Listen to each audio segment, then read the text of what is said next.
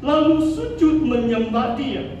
Mereka pun membuka tempat harta bendanya dan mempersembahkan persembahan kepadanya, yaitu emas, kemayan, dan mur. Ayat 11, saudara. Perhatikan anak itu, mungkin Yesus sudah 6 bulan atau 1 tahun sudah waktu itu. Semua orang Majus ambil masa yang lama sampai di kota Bethlehem. Dan di sini mengatakan mereka sujud menyembah Dia, menyembah Yesus. Dalam perkataan bahasa Yunani itu cukup jelas. They worship Him. Bukan mereka menyembah Maria. Kadang-kadang ada gambar itu yang kita lihat, gambar Ibu Maria, yang ada bayi Yesus. Jadi dibilang kalau orang Majus menyembah, mungkin Maria turut disembah. Tapi dalam firman Tuhan cukup jelaskan, hanya menyembah Yesus. Maria itu manusia biasa. Memang Maria itu disebut firman Tuhan dihormati di antara wanita. Sebab dia dipilih Allah menjadi ibu kepada Sang Mesias. Tetapi dia tetap manusia. Hanya Yesus yang layak disembah. Saudara, bagi mereka yang menyembah Tuhan, firman Tuhan cukup jelas.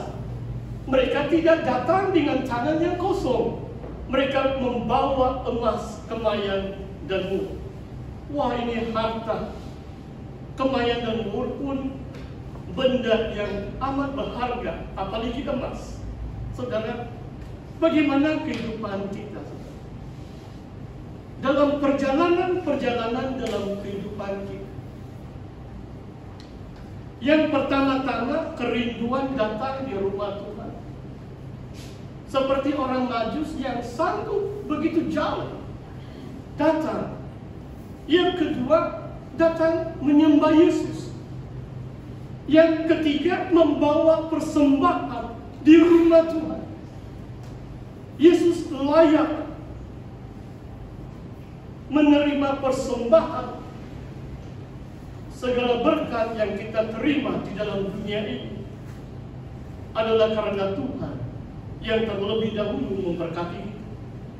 Kita hanya mengembalikan sebahagian berkat-berkat itu sebagai persembahan atau kurban persembahan kepada Tuhan. Saudara, perjalanan yang ketiga dan yang terakhir yang saya mau kongsikan dengan kita adalah perjalanan keluarga Yesus ke Mesir. Sebab ada niat yang jahat Raja Herodes. Dan malaikat Tuhan tampak kepada Yusuf dalam mimpi, ayat 13. Ambillah anak ini serta ibunya, larilah ke Mesir. Tinggallah di sana sampai aku berfirman kepadamu. Karena Herodes akan mencari anak itu untuk membunuh dia. Oh saudara, dalam keadaan yang waktu Yesus mungkin baru 6 bulan atau belum cukup 1 tahun, mereka terpaksa pergi ke tempat yang jauh. Malah kalau saudara baca, ahli penafsir atau sarjana dalam Alkitab mengatakan pada saat ini, pada waktu tempo dalam kehidupan Yesus waktu itu, Yesus adalah seperti orang pelarian, refugee. Dia lari dari negeri asalnya karena raja mau membunuh dia, dan ayah angkatnya bersama ibunya. Dan dalam firman Tuhan mengatakan pada malam itu juga Yusuf membawa Maria dan Yesus ke Mesir. Tidak tahu berapa lama, mungkin 2-3 tahun lamanya mereka di situ, sehingga Herodes mati. Saudara, saya mau baca ada 1-2 ayat ini. Mari kita lihat dalam ayat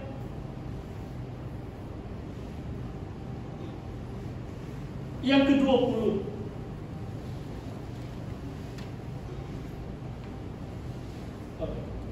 Itu cerita masih tentang, ya, bangunlah, ambillah anak itu serta ibunya, berangkatlah ke tanah Israel, karena mereka yang hendak membunuh anak itu sudah mati.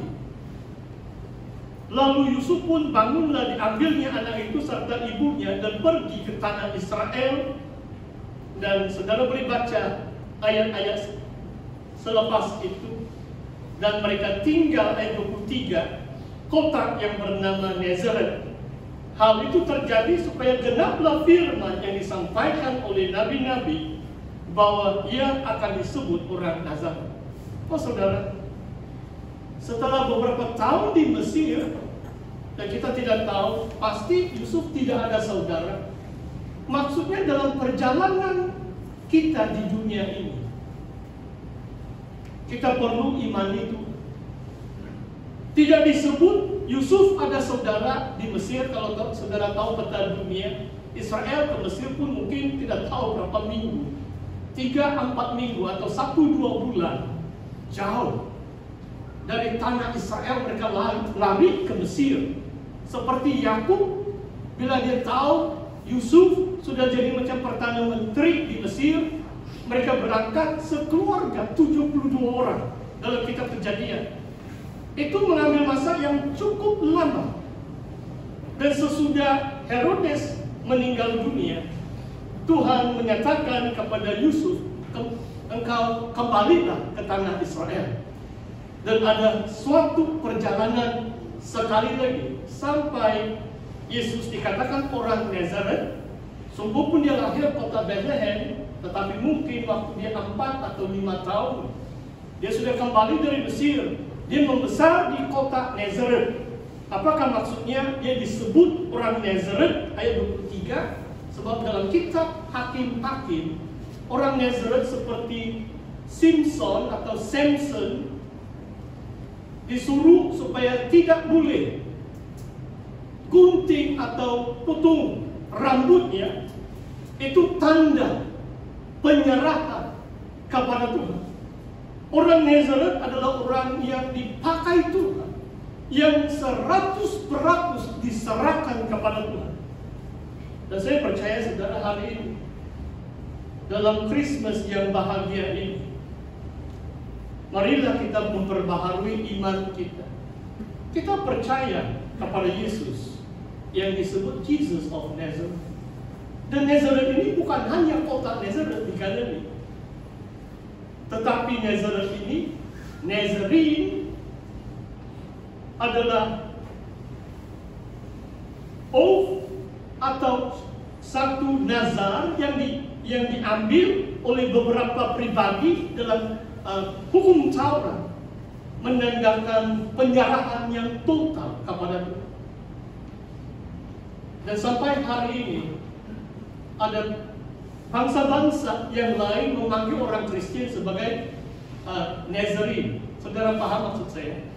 Dan saya coba jelaskan bahwa Nazaret itu artinya adalah kampung halaman di mana Yesus dibesarkan, itu di Galilea secara hurufiah atau harfiah.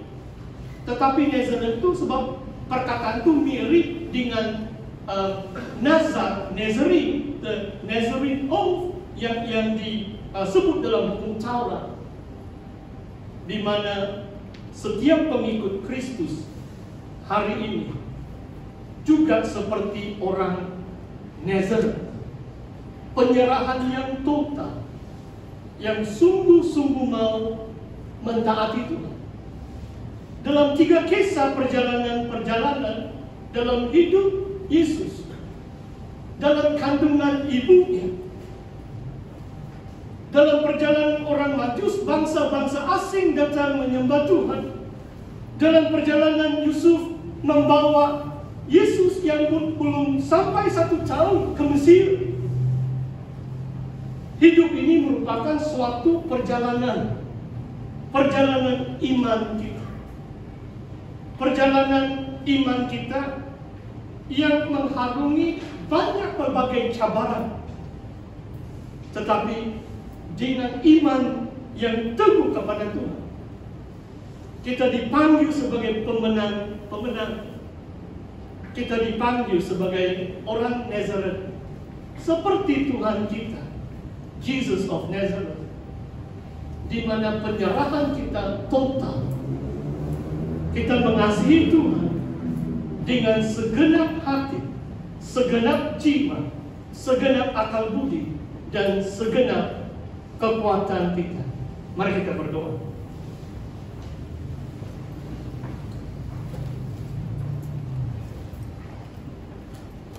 Mari kita renungkan firman Tuhan.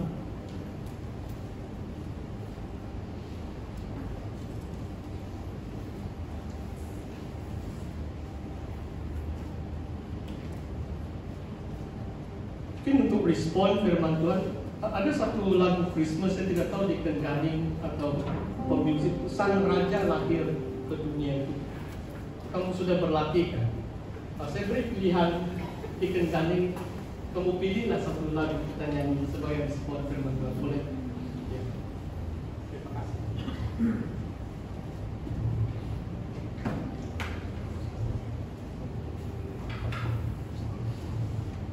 Mari kita bangkit berdiri. Kita menyanyi sebuah lagu pujian penyembahan sebagai respon firman Tuhan.